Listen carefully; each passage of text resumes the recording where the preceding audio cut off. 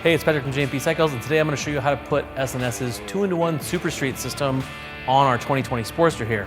Now the install is going to be basically the same for all Sportsters 07 and up, and should be basically the same whether you have mid controls or forward controls. The reason I say basically is I'm going to try to do this install without taking our mid control off. You forward control guys and girls out there may have to take that loose. And this is a 50 state compliant exhaust, meaning all you California folks out there, this is completely compliant. And the awesome thing about this exhaust is with the full exhaust and the high flow air filter like S&S's mini teardrop, which we will be installing on this bike, you're gonna pick up over 10 horsepower. S&S shows their dyno with the stock bike making about 59 horse, and with the exhaust intake and a tune, the thing made a little bit over 70 horsepower. That's a huge increase for a bike making 70 horsepower. And as always, we do recommend some sort of tuner when you do work like this, be it Advanced Heinz FP3, DynoJet, Power Vision, or Power Commander. It's always a good idea to tune these bikes. But the first thing we're gonna need to do is we need to take our O2 sensors and unplug them. To do that, we're gonna need a flat blade screwdriver, and we're gonna go to the other side of the motorcycle. So we're gonna reuse our O2 sensors, but we gotta get them unplugged, so when we pull the header off the bike, everything comes with it. The one for the front header is right here on this down tube. And we're gonna unplug it, and then it's got this metal clip. We gotta take the clip off so the plug comes free when we pull it out of there. So we're gonna unplug this and pull the clip off.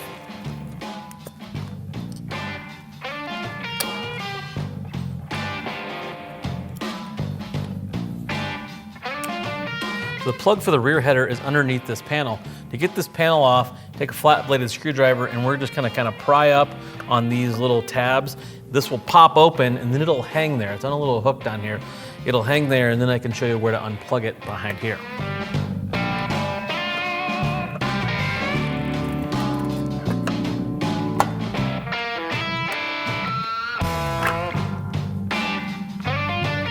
So this is our plug right here, but you see it runs behind this vent line and it's hooked into this little tab right here. So we're gonna unplug it, and we're just gonna feed it behind this vent line and push it back towards that side of the bike. So when we take the header off, everything comes out with it.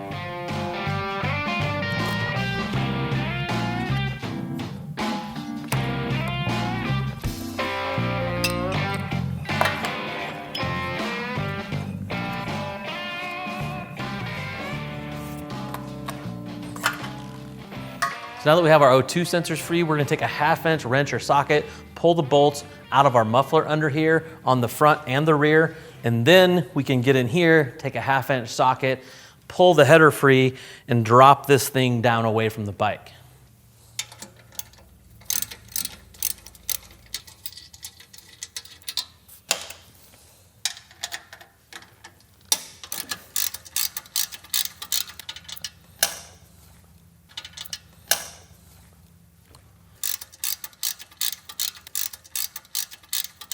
Okay, and this one's easy to forget.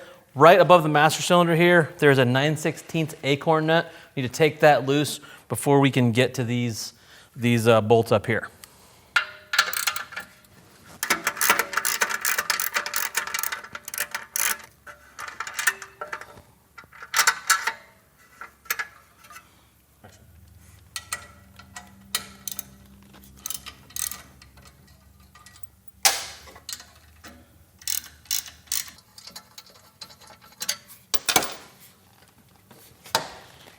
So for the flange nuts on the exhaust port, it's a 1/2 inch, but you really are better off using a 1/4-inch drive deep well.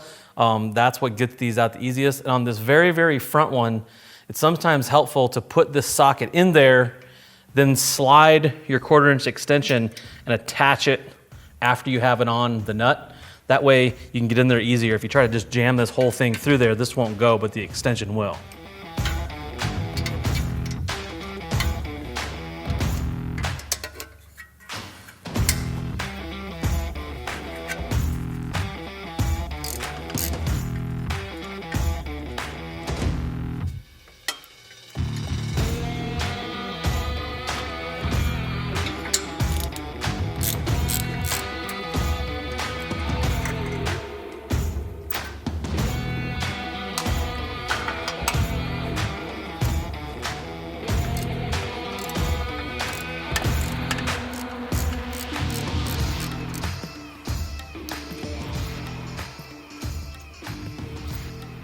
If you have trouble getting a socket on the front nut on the rear head, you may have to take the heat shield loose or possibly even off to get your socket up in there.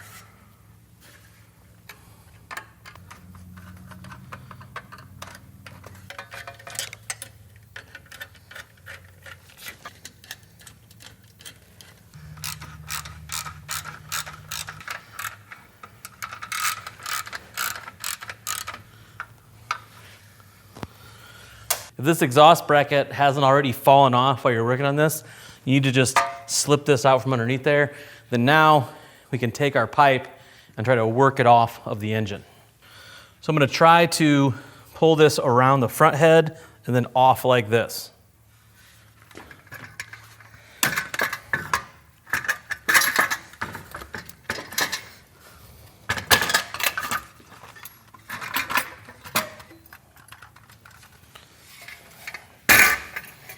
So I was trying to get away with not taking off our foot control, but I should have known better. If you're following along the S&S instructions, they tell you to do this, and you really need to do this. So we're gonna pull this little E-clip loose here, pull this pin out of our brake rod, and then we're gonna take a 5/16 Allen and take our mid control loose and get it out of the way. Then we're gonna take this 5/16, take the 5/16 Allen again, take this bolt loose, and then we have a 3/16 Allen. We'll take this bolt and this bolt down here out. What that's gonna do, that's gonna allow us to get to this bracket here so we can take this bracket off and put our new bracket on.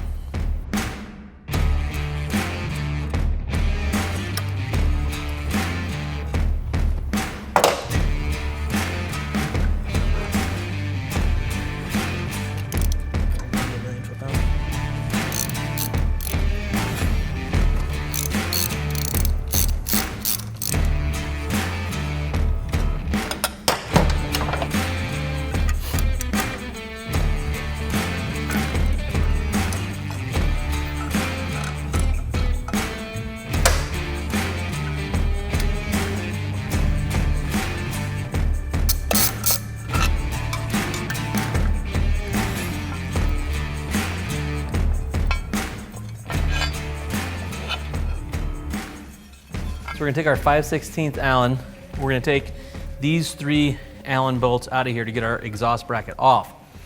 Now we're gonna reuse 2 of these bolts when we put our new one on. We're gonna put the new one on, we're gonna reuse these 2 bolts. We're gonna throw just a touch of blue Loctite on there, and we're gonna torque them between 30 and 33 foot-pounds.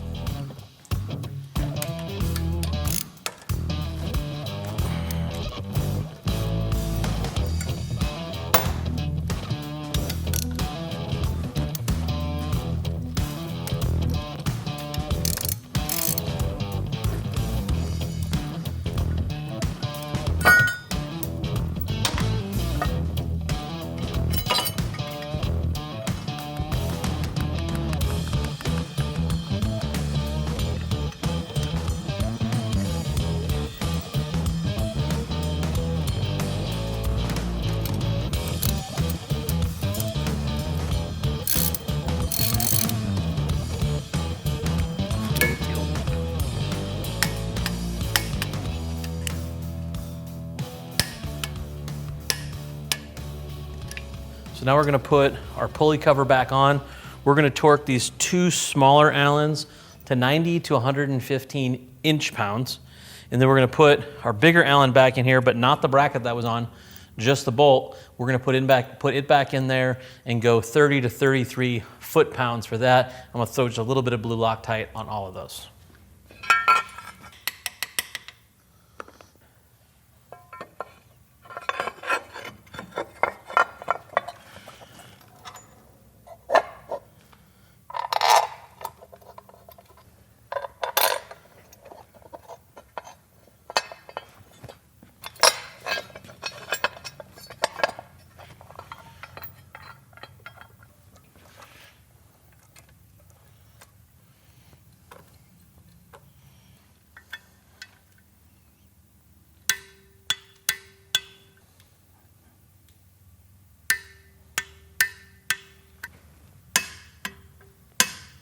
Okay, so we have to scavenge a few things off our stock exhaust system to put on our new one.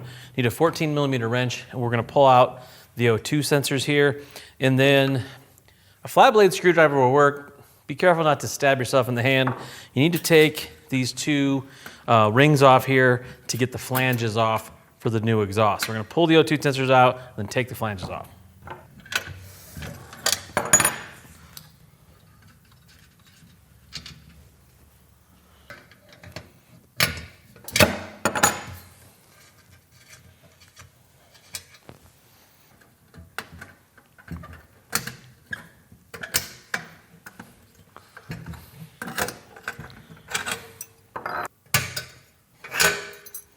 If you're running wideband O2 sensors, you'll just plug them right back into these holes. But most of us are probably running the stock narrowband O2s, so you're gonna need the adapters that get sent with them. These are 7/8. We're gonna put them into the pipe, and then we're gonna put our O2 sensors back in. The one with the longer cord goes to the rear header, and the shorter cord goes to the front header. Now, a lot of guys like to use anti-seize on these threads. I'm actually not a huge anti-seize guy, so I'm not going to, but feel free. After we do that, we're gonna put our flanges on. We're gonna put the smooth side of the flange down on the pipe with the little cutout side facing up. That's where the clip sits in. So we'll put the flange on, put the clip on, and then we'll be ready to put our heat shields on.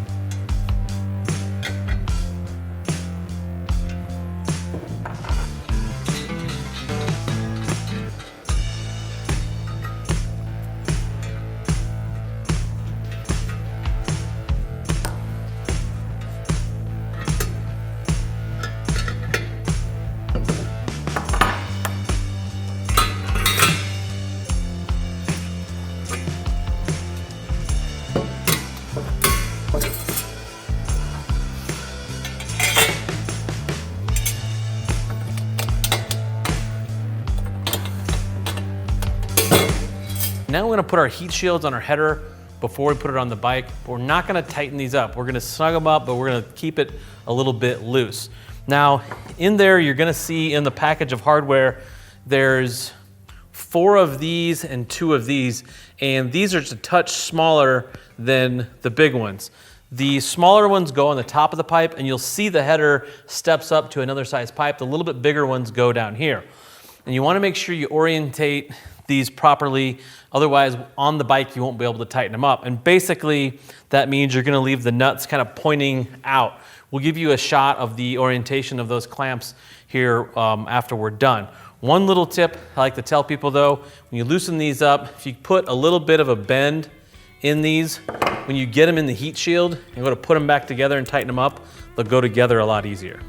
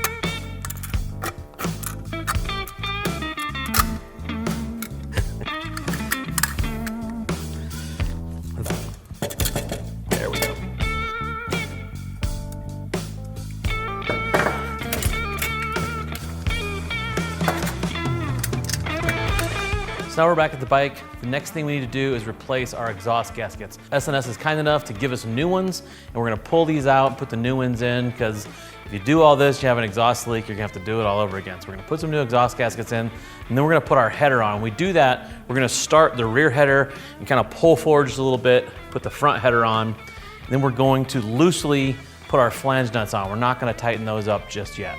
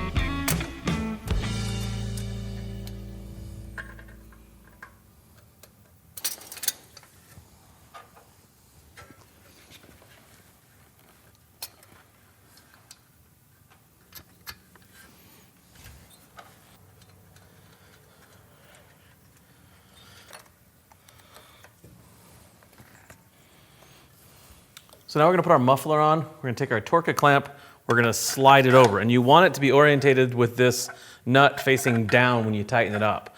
So we're just gonna slide that on there for now. We're gonna put our dog bone in the little slot right here. We'll slide this on, then we'll take our 2 bolts and put them in the back here. We're just gonna snug all of this stuff up. We're not gonna tighten it just yet, because as soon as we get this on, we're gonna go back, get all of our heat shields set, tighten them up, and we'll go back and tighten everything else.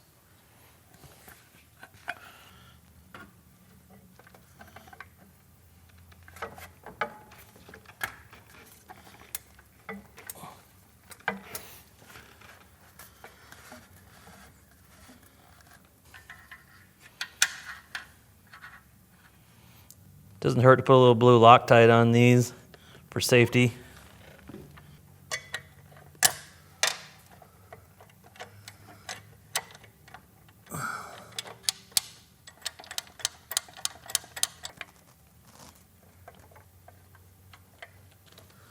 So before we start to tighten everything up, we've got to put on this heat shield and make sure everything kind of lines up. This heat shield, you want to make sure your clamp, the nut to tighten it up, ends up facing down so you can get to it. And you'll see there's 2 little tabs in here. These tabs slide behind your heat shields here, so this thing hooks up nice and tight. I'm gonna snug the Torque clamp up. I'm not gonna torque it yet. I'm just gonna snug it up so it's in the spot that I want it.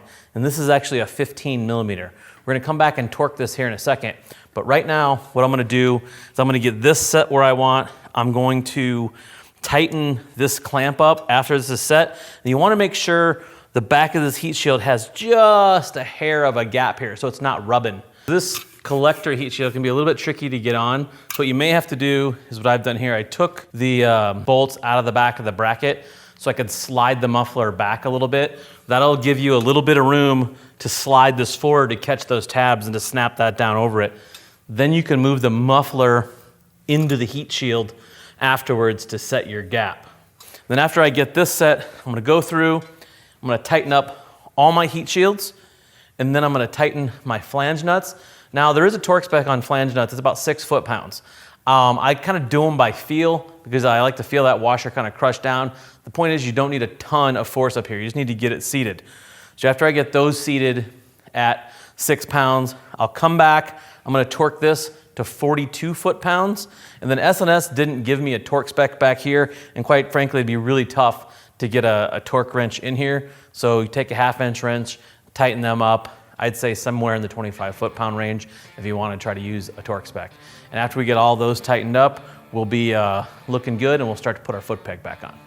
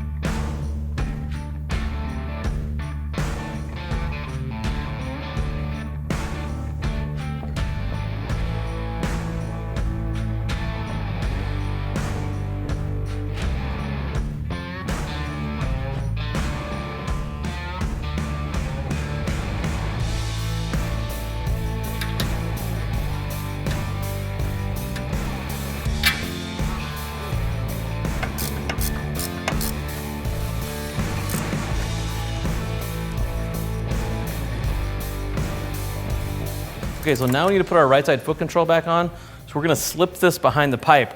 Before you start the screws, make sure you put the rod back into this part of the master cylinder because you might not be able to get it back in there once you start them screws. So we'll slide this in there.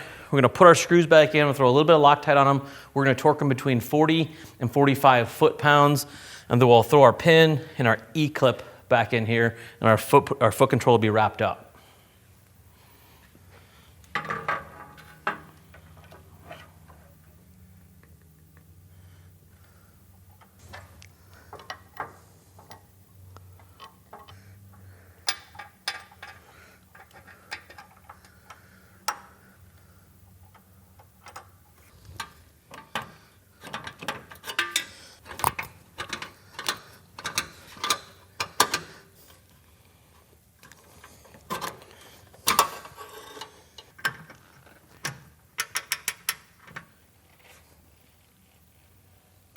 Woo!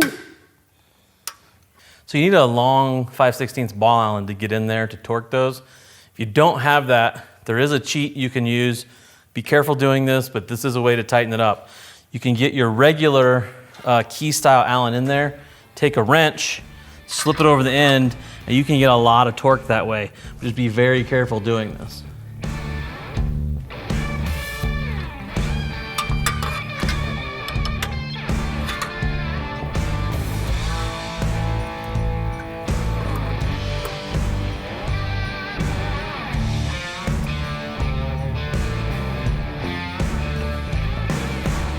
So we're going to route this inside of our clip this back to our frame, and plug our front one back in.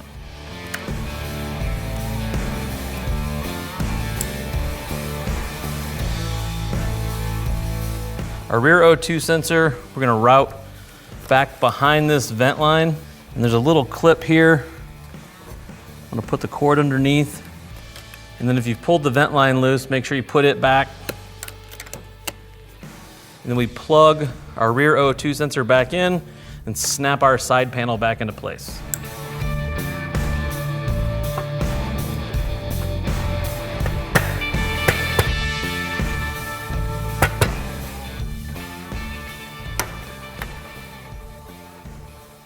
Okay, before we start the bike, you want to make sure we wipe everything down really good. Any fingerprints or anything you leave on here is going to be burned in there permanent. So I'm going to wipe this down real quick, then we'll fire this bad boy up.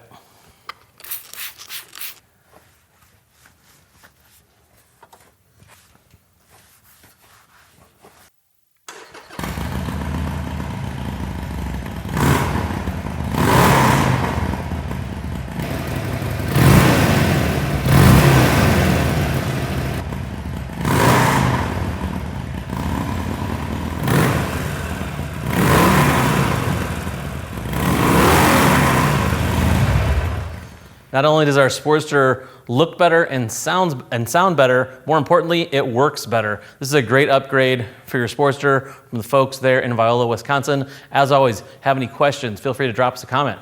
Go work on those motorcycles.